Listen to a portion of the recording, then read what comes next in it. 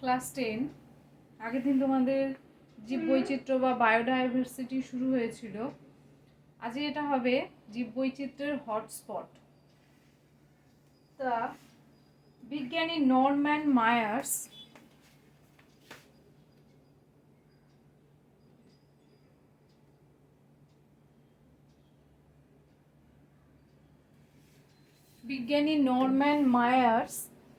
উনি 1988 সালে the environmentalist নামক একটা পত্রিকায় সর্বপ্রথম জীববৈচিত্র্যের হটস্পট এই ধারণাটা প্রবর্তন করেন। উদ্ভিদ প্রজাতির প্রাচুর্য আর ক্ষয়ের মাত্রা বিচার করে মায়ার্স সর্বাধিক বিপদগ্রস্ত বাস্তুতান্ত্রিক অঞ্চলগুলিকে হটস্পট হিসেবে চিহ্নিত করেন। এরপরে হটস্পট নির্ধারণের কিছু শর্ত রয়েছে।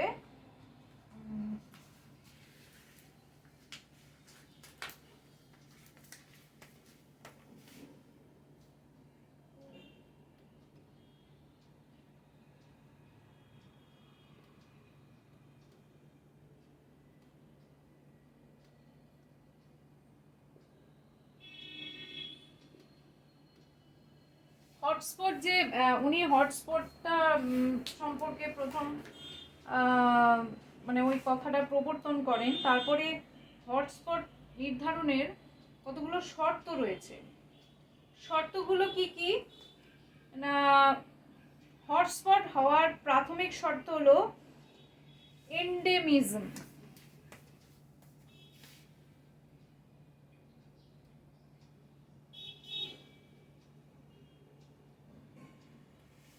এন্ডেমিজম অর্থাৎ কি না, যে অঞ্চলটির কথা বলা হচ্ছে সেখানকার সব প্রজাতিকেই প্রাথমিকভাবে স্থানীয় প্রজাতি হতে হবে, অথবা সেখান থেকে উদ্ভূত প্রজাতি হতে হবে। আরেকটা শর্ত না, অন্য কোনো অঞ্চল থেকে ওই নির্দিষ্ট অঞ্চলে প্রজাতির অনুপ্রবেশ ঘটানো যাবে না।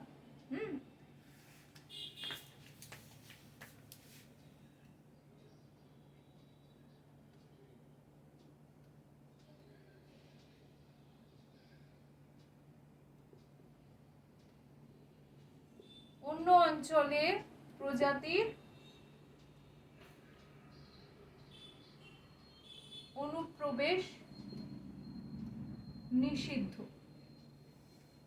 অর্থাৎ কি না, অন্য কোনো অঞ্চল থেকে আমি কিছু উদ্ভিদ প্রজাতি এনে যদি সেই অঞ্চলে লাগিয়ে দিই, সেখানে প্রজাতি ওই উদ্ভিদগুলো বড় হয়ে গেল, সেটা কিন্তু ওখানকার উদ্ভিদ বলে মেনে নেওয়া যাবে না। তাই বলা হচ্ছে যে অন্য কোনো অঞ্চল থেকে ওই নির্দিষ্ট অঞ্চলে প্রজাতির অনুপ্রবেশ ঘটিয়ে প্রজাতির সংখ্যা বৃদ্ধি ঘটানো হটস্পট হওয়ার শর্ত নয়। এটা হলে সেটা হটস্পট হবে না। সেইভাবে হটস্পটের প্রজাতির সংখ্যা কিন্তু বাড়ানো যাবে না। তাহলে এই দুটো হচ্ছে হটস্পট নির্ধারণের শর্ত। প্রথম শর্ত হচ্ছে এন্ডেমিজম, অর্থাৎ যে প্রজাতিগুলো ওখানে রয়েছে সেগুলো সেখানকারই স্থানীয় প্রজাতি বা লোকাল প্রজাতি হতে হবে। আর অন্য কোনো অঞ্চল থেকে অন্য প্রজাতি এনে সেখানে লাগিয়ে বড় করে সংখ্যা বৃদ্ধি করলে কিন্তু সেটা হবে না। পরবর্তীকালে কনজারভেশন ইন্টারন্যাশনাল নামক আমেরিকান পরিবেশ সংক্রান্ত সংস্থা এই ধারণা গ্রহণ করে এবং সারা বিশ্বে 34টি জৈব বৈচিত্র্যের হটস্পট অঞ্চল নির্ণয় করে। 34টি।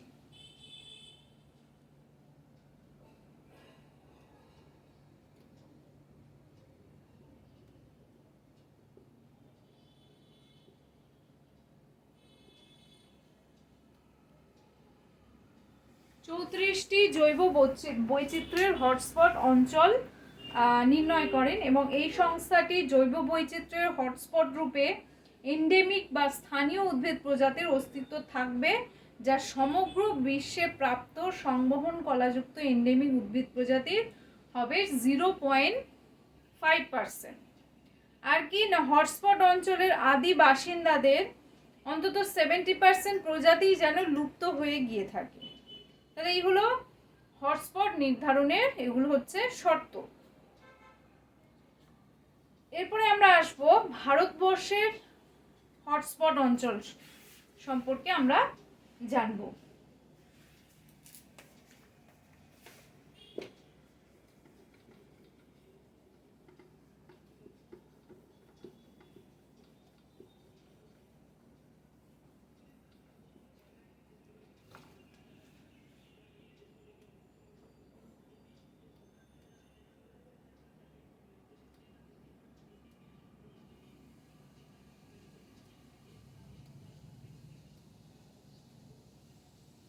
ভারতের হটস্পট অঞ্চল, ভারতবর্ষে মূলত 4টি হটস্পট অঞ্চল আছে।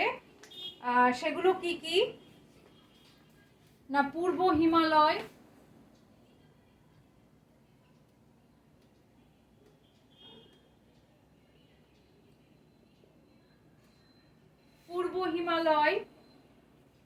ইন্দো বার্মা,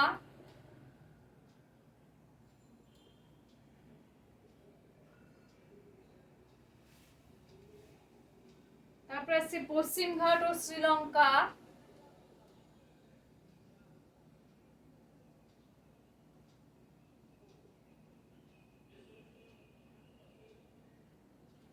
এবং সুন্দাল্যান্ড।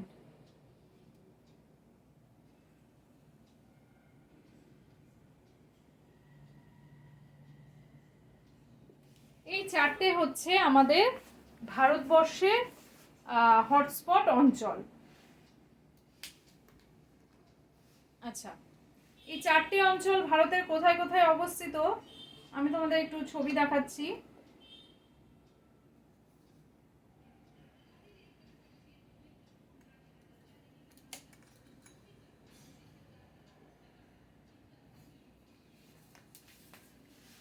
আচ্ছা, এই হচ্ছে ভারতবর্ষের 4টি হটস্পট অঞ্চল। একদম উত্তরে উত্তর পূর্বের এই যে হচ্ছে পূর্ব হিমালয়, এই যে সবুজ রঙের যে অংশটা তোমরা দেখতে পাচ্ছ এটা হচ্ছে পূর্ব হিমালয় অঞ্চল। আর তারপরে এইদিকে যে হলুদ অঞ্চলটা দেখতে পাচ্ছ এটা হচ্ছে ইন্দো বার্মা, এবং এইদিকে হচ্ছে যে গোলাপি অঞ্চলটা দেখতে পাচ্ছ এটা হচ্ছে পশ্চিমঘাট, আর এটা শ্রীলঙ্কা, এবং অ্যাশ কালারের এই অঞ্চলটা হচ্ছে সুন্দাল্যান্ড। তাহলে এই হচ্ছে ভারতবর্ষের 4টি হটস্পট অঞ্চল। আচ্ছা, প্রথমেই আমরা আসছি পূর্ব হিমালয় সম্পর্কে আমরা প্রথমে জানব। পূর্ব হিমালয় এই অঞ্চলটায় কি কি রয়েছে? ভারতের উত্তর পূর্বের রাজ্যগুলো রয়েছে, যেমন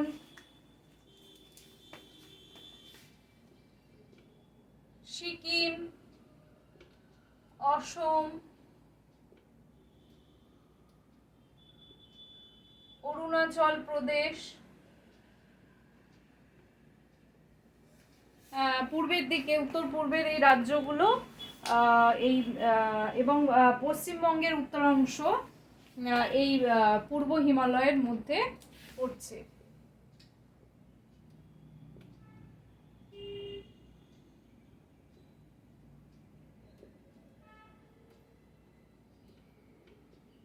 পশ্চিমবঙ্গের আমাদের রাজ্যের উত্তরাংশ এই পূর্ব হিমালয়ের মধ্যে পড়ছে। আচ্ছা, এছাড়া এখানকার পূর্ব হিমালয়ের কি বৈশিষ্ট্য দেখা যায় না, ভারতীয় অংশে প্রায় 5800 উদ্ভিদ প্রজাতি বিন্যস্ত, যার মধ্যে 2000টা প্রজাতি হচ্ছে এন্ডেমিক। আর প্রাচীন সপুষ্পক উদ্ভিদ প্রাচুর্যের জন্য এই স্থানকে প্রজাতি ভবনের উৎপত্তি স্থল বলে। এছাড়াও এখানে 45টি স্তন্যপায়ী, 50টি পাখি, 17টি সরীসৃপ এবং 36টি প্রজাতি সহ মোট 163টি বিপন্ন প্রজাতি বাস করে। এবং আমি আরো কিছু ছবি দেখাবো। এই অঞ্চলের কিছু প্রজাতি রয়েছে,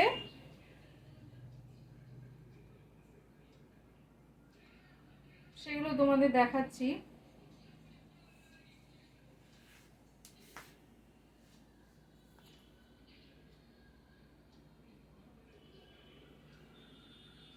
আচ্ছা, এই যে কলসপত্রী উদ্ভিদ, সেটা এই অঞ্চলে দেখতে পাওয়া যায়। এটা হচ্ছে কলসপত্রী উদ্ভিদ। এছাড়া এটা হচ্ছে একশৃঙ্গ গন্ডার। এই একশৃঙ্গ গন্ডারও কিন্তু এই অঞ্চলে দেখতে পাওয়া যায়। একশৃঙ্গ গন্ডার আরও রয়েছে, এটা হচ্ছে সোনালী লেঙুর। এই সোনালী লেঙুরও কিন্তু এই হটস্পট অঞ্চলে দেখতে পাওয়া যায়। তাহলে এরকম বিভিন্ন উদ্ভিদ প্রাণী এই অঞ্চলে দেখতে পাওয়া যায়। তারপর হচ্ছে ইন্দো বার্মা। এই ইন্দো বার্মা অঞ্চলে ভারতের উত্তর পূর্বের কিছু রাজ্য রয়েছে, যেমন মণিপুর, মিজোরাম, তারপরে দক্ষিণ অসম,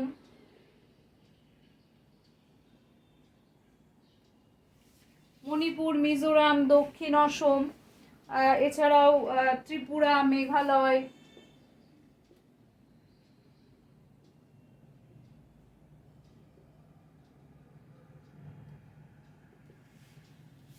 মানে উত্তর পূর্ব দিকের যে অঞ্চল মানে রাজ্যগুলো রয়েছে, সেই রাজ্যগুলো এই মানে হটস্পট অঞ্চলের মধ্যে পড়ছে। এছাড়াও ভারতের এই অংশগুলো ছাড়াও রয়েছে দক্ষিণ চীন, দক্ষিণ পূর্ব এশিয়ার কিছু অঞ্চল এই হটস্পটের অন্তর্গত। এই অঞ্চলে প্রায় 13,500 প্রজাতির উদ্ভিদ আছে। প্রায় 13,500 প্রজাতির উদ্ভিদ আছে, যার মধ্যে 7,000টি হচ্ছে এন্ডেমিক। 7,000 উদ্ভিদ প্রজাতি হচ্ছে এন্ডেমিক। আর এছাড়াও এখানে স্তন্যপায়ীর প্রজাতির সংখ্যা প্রায় 430টি, যার মধ্যে 70টি হচ্ছে এন্ডেমিক। পাখি প্রজাতির সংখ্যা প্রায় 1260টি, যার মধ্যে 60টি হচ্ছে এন্ডেমিক। এরকম বেশ কিছু প্রজাতি এখানে দেখতে পাওয়া যায়। এছাড়াও এখানে কি কি দেখতে পাওয়া যায় আমি কিছু ছবি দেখাচ্ছি।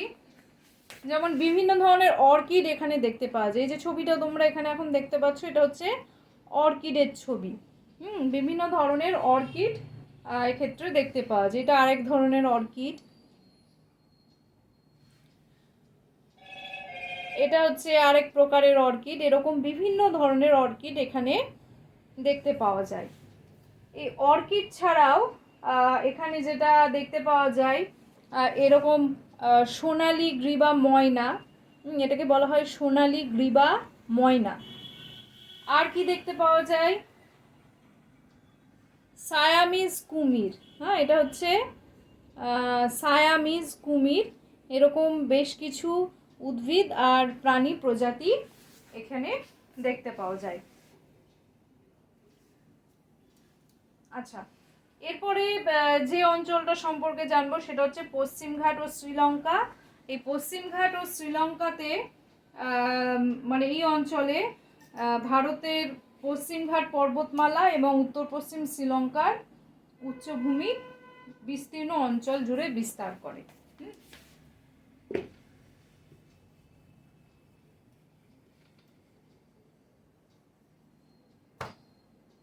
তাহলে এখানে কি বললাম, পশ্চিমঘাট আর শ্রীলঙ্কা ভারতের হচ্ছে দক্ষিণ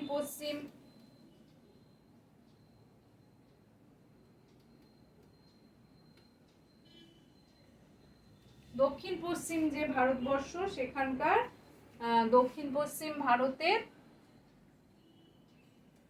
পশ্চিমঘাট পর্বতমালা।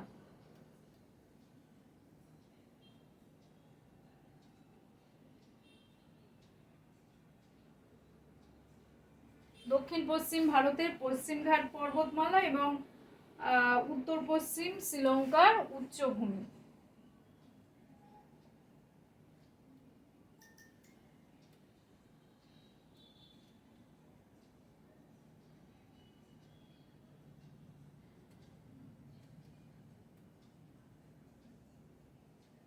উচ্চভূমি এই অঞ্চলের মধ্যে পড়ছে, পশ্চিমঘাট এবং শ্রীলঙ্কা এই অঞ্চলের মধ্যে এগুলো পড়ছে।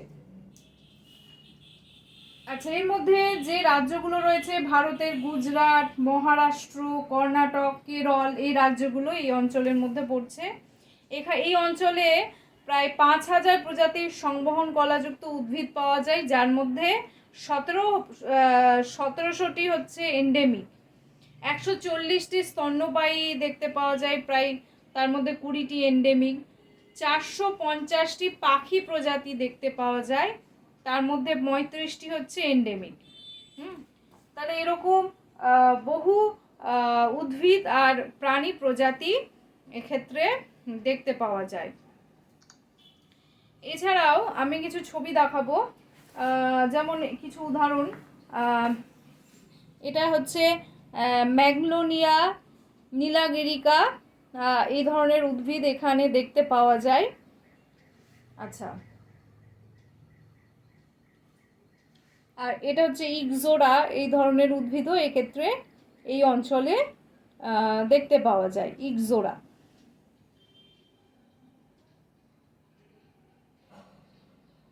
আরও কিছু প্রাণী এখানে দেখতে পাওয়া যায়, যেমন এটা হচ্ছে Malabar large spotted civet. Malabar large spotted civet, এই প্রাণীটিও এখানে এই অঞ্চলে দেখতে পাওয়া যায়।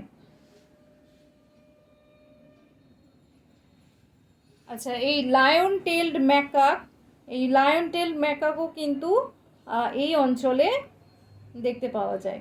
তাহলে এরকম কিছু উদ্ভিদ এবং প্রাণী প্রজাতি এই অঞ্চলে দেখতে পাওয়া যায়। তারপরে আসছে সুন্দারল্যান্ড।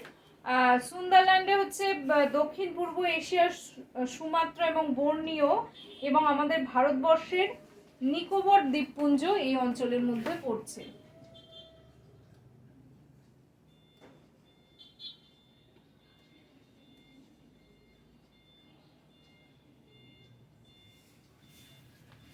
সুন্দারল্যান্ডের মধ্যে দক্ষিণ পূর্ব এশিয়ার সুমাত্রা ও বর্নিও এবং আমাদের ভারতবর্ষের নিকোবর দ্বীপপুঞ্জ এই অঞ্চলের অন্তর্ভুক্ত।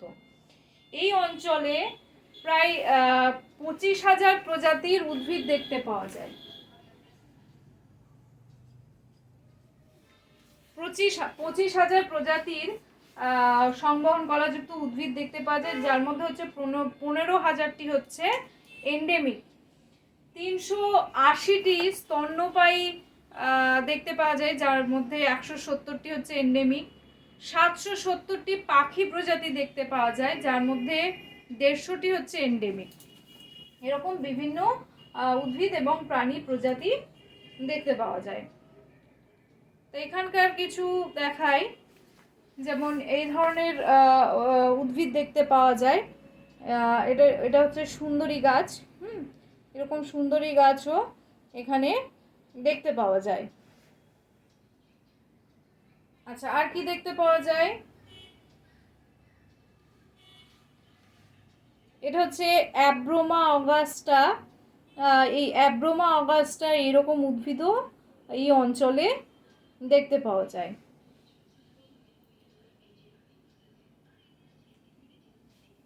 আচ্ছা, এটা হচ্ছে নিকোবরি পায়রা। নিকোবর দ্বীপপুঞ্জে দেখতে পাওয়া যায়, এটার নাম হচ্ছে নিকোবরি পায়রা।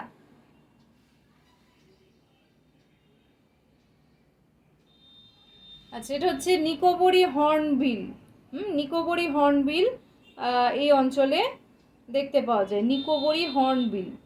এরকম বিভিন্ন উদ্ভিদ এবং প্রাণী প্রজাতি এই সুন্দারল্যান্ডে দেখতে পাওয়া যায়।